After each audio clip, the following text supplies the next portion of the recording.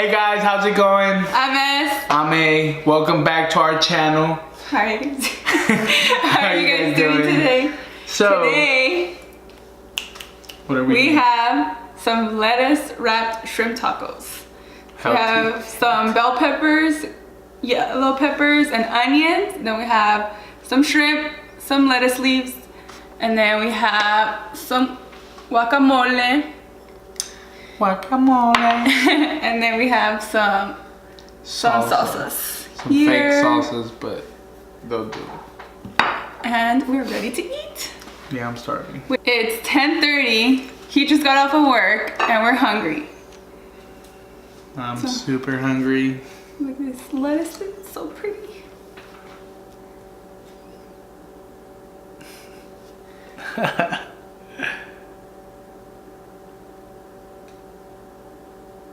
Damn, that took so long. So I'm making my taco. And for today, we are gonna talk about the 10th woman in the United States to receive the death sentence. Her name is Aileen Wuornos. Wuornos. Yes. It's spelled weird, but that's how you pronounce it. Wuornos. So, this woman, I'm sure you guys have seen a lot of documentaries. There was a lot of hype around her name. It was in the early...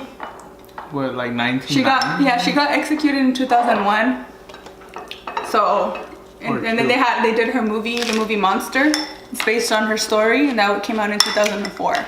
And ever since I watched that movie, I've been very interested in her case. She's a fan. I'm not a fan, Which is scary because I'm not a fan, I just can't believe what happened. Damn, this is hot. So, I put way too much salsa. First bite.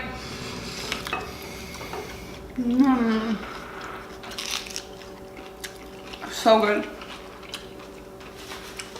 Be careful with that habanero.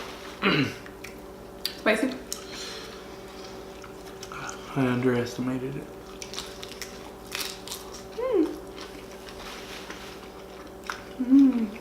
Damn. So,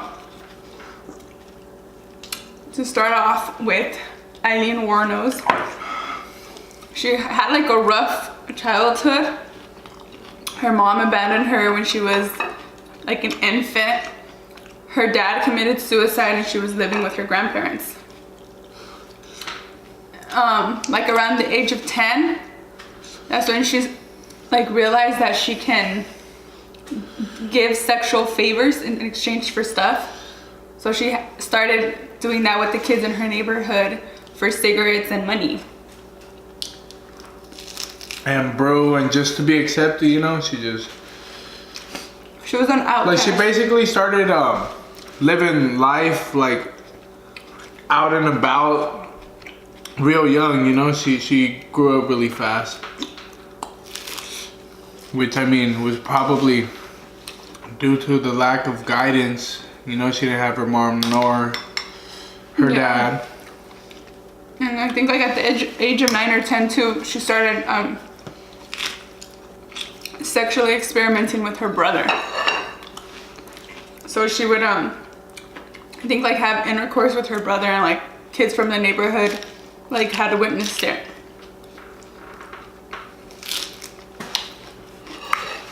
Yeah, so And then when she was 14, she got pregnant.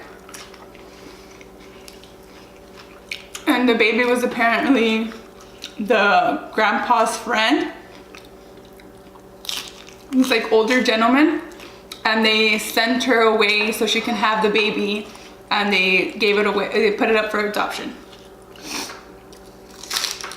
So her grandpa was also like a sick person, right? He was a rapist, right? I think he like molested a young kid. That was her dad. That was her dad, huh? Yeah, that was her dad. He committed suicide because he got arrested for molesting a young boy, a 7-year-old boy, and he hung himself in jail. Her grandpa, I believe, would rape her, and her mom too. It was believed that she was his daughter, like she was her grandpa's. Oh yeah. Daughter. It was rumored that she was her grandpa's daughter. So her grandpa was her dad, not grandpa. Oh yeah. Well, anyways, yeah. So like in general, you could just see that her whole family was kind of like crazy, you know, not like fully there. Not right in the head. Yeah. So this woman, you know, grows up just prostituting herself. You know, that was what she was known for. That's all she really knew. Since like she was, I think it was like 9 years old, she was already out and about and partying, you know, drinking. Like everyone was having sex with this little girl.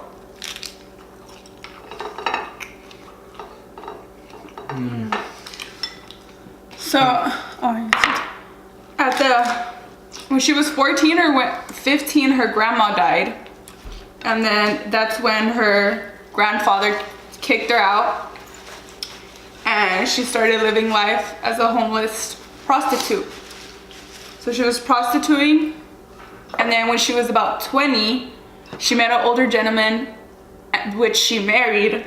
But the marriage only lasted a few weeks because she was just used to her lifestyle already and couldn't get used to the marriage lifestyle. So they divorced. And she was aggressive. The guy divorced her because she beat him with his cane. Mm-hmm. And he was older, so he probably couldn't defend himself and was like, I'm out. But yeah, so the lady was crazy. But it didn't start showing, you know, until later on in her life. She had a few relationships with men that didn't work out. She also was arrested and went to jail for a few years. For robbery. Mm-hmm. Oh, robbery, right? I think it was like that. I think that was like her first like major prison sentence. Mm-hmm. And then when she was in jail, she would complain about being with lesbians, yeah. Being with lesbians in the same cell or whatever. Which is funny because after she got out, she was hanging out like in the biker scene. And this is where she meets her girlfriend, which becomes the most valuable relationship she's had in her life. That was like her love, you know, her life.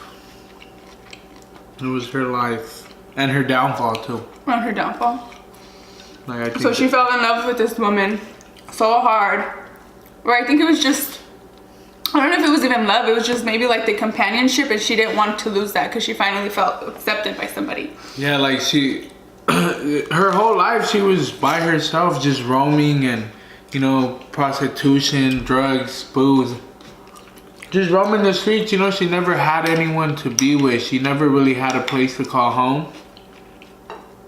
And with this lady, she had like, I guess, she had a good relationship, you know. She felt at home with her. And then, you know, just started to actually, I would say they were in love. Like, You think they were in love? I think so. I mean, what she did for her, like, it's gotta be love. So then this is when the problems with Aileen started, because she now felt that she needed to provide for this woman. They ran away together because she took her girlfriend from home, and they ran away and they were living in hotels and stuff, so she needed to provide rent, and also her girlfriend liked to party and drink, so that spends money as well. So she was prostituting. Prostituting. What? Prostituting. What did I say? Prostituting. So she started prostituting. And more often, and this is when she comes across her first victim. So she kills her first victim in November of 1989, I believe. And she takes his money and his car, and she uses it to pay. How did she kill that guy? She shot him. So it's kind of, she has like conflicting stories. She says that she killed in self-defense, and in the movie they do portray that he was raping her and he was a convicted rapist. So it is believable, but then later she changed her story and said that she killed him in cold blood. But we'll get into that later. So, so that's when she kills her first victim, and she uses the money and to party it up with her girlfriend and pay rent, and they're like, the girlfriend's happy because she has money, and she's happy because she's making her girlfriend happy. Yeah. So I think that that's where it sparked, like, that she can get away with it because they never caught her for it. And it was at least like 6 months before she killed somebody else. And then she killed 3 other men and did the same thing, take their money, steal their car. So it was like that first murder that really sparked her little killing sprees, I guess you could say. She saw that she was able to get away. Yeah, like she got away with the first murder. No one knew who it was. She didn't leave no fingerprints, nothing in the car. You know, she got money out of it, so she saw like, oh, you know, I can get away with this, and did it again 6 months later. That was 3 more men. And then how many more did she kill after that? And so she kills another 3. So in total she kills 7 men. Yeah, 7 men, and it was literally like to rob them, you know. A lot of serial killers kill people like to rape them, or, you know, they mix the killing with rape or killing with torture, and hers was like killing and robbing them, you know. Like she was basically killing them. She wanted to rob them, yeah. So then before her last one, her and her girlfriend were driving you know, one of the stolen cars for one of her victims, and they ended up crashing into somebody's yard. And obviously the people came out, and there was witnesses of who, like, they saw them, and they ended up running away, and they left the car behind. And then that's when they connected the car to the victim and them to the crime. Yeah, like they were in a stolen car. Yeah, although somebody that turned up to be dead or murdered. So then after that, I think that's when her girlfriend started to realize, like, and how much deep trouble, how big the situation was, and she leaves Aileen and goes to be with her family. So she leaves her, goes out of the city to basically escape, because she says that she felt like she had nothing to do with it, and she was not gonna go down for it. She had an idea. Obviously, she's not gonna say like, oh, I know the whole time what was going on, because then, you know, that invokes her, or what? She did say that she knew. Yeah, but she said that she assumed. She never said she really knew. And then she always, like, when you hear her interview, she always says like, oh, I was scared, like, you know? Yeah. Like, like saying like, maybe she feared for her life. That's why she never said anything. Because from what I know, like, if someone knows something and you don't like tell or say anything or never call the police, you're part of the crime, because you're covering up, kind of. But I mean, I'm sure like she didn't get no time for other reasons that we'll get to right now.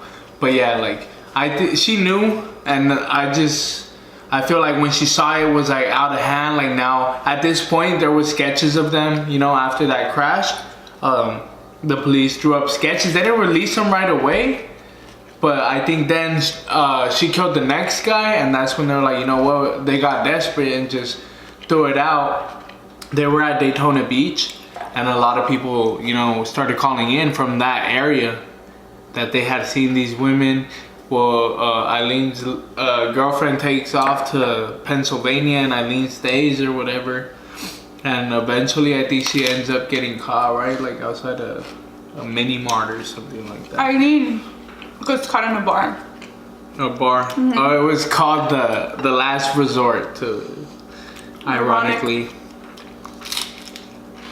So they arrest her, and the girlfriend betrays her basically, and is siding with the police and tries to get, or she actually gets Aileen to confess over the phone. So she's calling Aileen and saying that the police is harassing her and that she needs to confess because that they're gonna take her to jail. Which this is her love, so I think Aileen even tells her like, baby girl, do what you gotta do, you know? Like tells her like, snitch on me, tell him. Yeah. So Aileen ended up confessing to the crime. And then this is when I think that everything like starts going left for Aileen, because they give her like a shitty defense attorney. Yeah, like basically that attorney was worried about you know, just getting the most out of the situation, and he was like charging money. There was actually two or three documentaries. There's a lot of them, but very famous one. There was two. I think they were by the same person. And in the first documentary, you see how her defense attorney was charging this guy like $25,000 or something. How much? No, it was the. So when Aileen got arrested, this born again Christian lady felt connected to her, wanted to be part of her story. So since she was convicted for murders or in jail for suspicion of murder, she couldn't have visitors that weren't related to her. So what this lady and her husband did was that they adopted her, and supposedly or allegedly the adoptive mother and father were selling her story. And the police too. And the police were selling her story for Hollywood films. I think when they tried to sue the police or something. Yeah. Right? And if the police would have gotten convicted, she would have been set free or something. Yeah, well, no, not free, but she wouldn't have been sentenced to death. Yeah. But something like that. Like she would have gotten saved. She would have been killed. They covered it up, you know. Of course. Yeah, of course. They didn't want her to get away with it. Well, she wasn't gonna get away with it. She was just not wanted to sentence her to death. Yeah. She got like six death sentences. I mean, six. Yeah, that's crazy. Like, all you need is one. I think if I recall correctly, she says like, "How many times do you want to kill me?" Like, yeah. All you need is one. But so then, in a court of law, you gotta go like one every case. Yeah. Like people get 368 years in jail, yeah. of life or whatever. It's like you're not gonna live that long, but they gotta give them to you just in case. And then so at first, when she was first going to trial, she was claiming self-defense, that she killed these men in self-defense. Which was a lie, but I mean the first one, probably she could have fought the first one with self-defense, right? Since we're saying that it's a convicted rapist, we can probably say that. Yeah, she could have probably, you know, maybe fought it out with a good lawyer. She could have fought it out. Yeah, but her lawyer just asked her to plead guilty right away. So she pleaded guilty right away with her defense lawyer. He was not helpful at all. I think like she would have had a better chance at claiming that she was insane. You know what I mean? Like, cause her actions were insane. The way she was raised, like you could probably be like, okay, like she's not good in the head. You know, look at how she grew up. You can't expect her to be a model citizen with the life that she's lived. Anyways, so then she gets convicted, and then this other guy gets interested in her story, and they're trying to appeal her case so she's not sentenced to death. And at first she's going along with it, but then she changes her mind and starts to change her story and say that she actually killed this man. But I think she was just tired at that point. Yeah, at that point I think she just wanted to, you know, die. And all of a sudden she was like, yeah, I killed him. Yeah, I did it maliciously. I knew from the beginning that I was gonna kill them. And so she changed her story, and she actually asked the judge to not, because they have to give you time to appeal your cases. So she actually like exhausted her tries, I think. Yeah, so she just wanted to end it. Yeah, just wanted her to get killed. I think for the last appeal, she got witnesses. She got the guy that did the first documentary to tell them like how her lawyer was charging, you know, and making profit out of this, like instead of like really working on helping her. He was a little pothead dude. Like he didn't even own a fax machine. He was just an incompetent individual. So like he wasn't right for the job. He wasn't helpful to her at all. So the new lawyer was gonna try to help get it appealed by saying that, you know, that lawyer was like, I guess, her downfall, like didn't help her, didn't really try, and that he was trying to just get money out of it. He wasn't interested in her, right? So yeah, but then what no one expected was that she was like going against her witnesses, like people that were trying to help her. Like witnesses went up and said, you know, what happened to her as a child, or how everyone was having sex with her, how they witnessed her and her brother having sex, and then other people on the block having sex, all the kids having sex with her, you know, like trying to prove that it was right how she was raised. And then to her videos, like towards the end, like her interviews and stuff, like she's not right in the head. She is insane. She's like talking crazy, and then she's like, I don't know, saying some stuff that doesn't even make sense. She was even claimed that the cops knew from the beginning that it was her, and that they wanted to make her a serial killer because they wanted that story, and they let her kill. So it was the police's fault. She went on the... Yeah. She went crazy, probably in jail, you know. But I think she accepted the fact. But anyways, what we want to conclude this little topic with is like how this woman, like, she's a serial killer. She killed 7 people in what probably was cold blood, because you can't justify murder. But for some reason, there was a lot of sympathy towards her, right? Like, that's something... I mean, I couldn't believe it, but I know where it's coming from. From her childhood. Like, yeah, like... But it was mostly women, too, like... Because if a guy kills a girl or kills a bunch of girls... I mean, it's still not okay, worst, but you can see maybe why she became that way.